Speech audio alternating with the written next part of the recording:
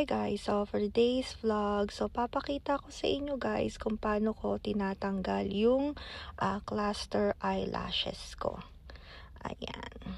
So nung binili ko siya, ayan, kasama na yung glue niya at saka yung remover at yung pinaka forceps niya or tong. So ayan.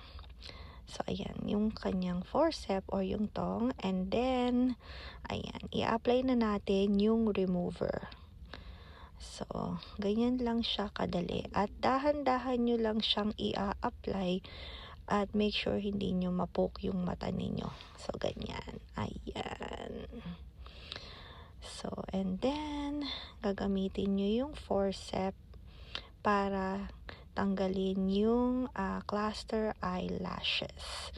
So, dahan-dahan lang din at baka mapoke nyo nga yung mata ninyo. So, ayan, tingnan nyo naman ako. Parang takot na takot akong tanggalin.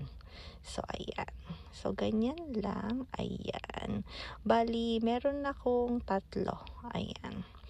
So, bali, reusable yung ating mga cluster eyelashes.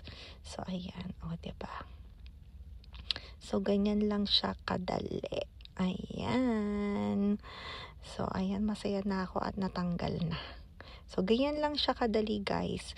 So, kung gusto niyo guys, nasa comment section yung link. Alright guys, thank you guys for watching. Bye bye!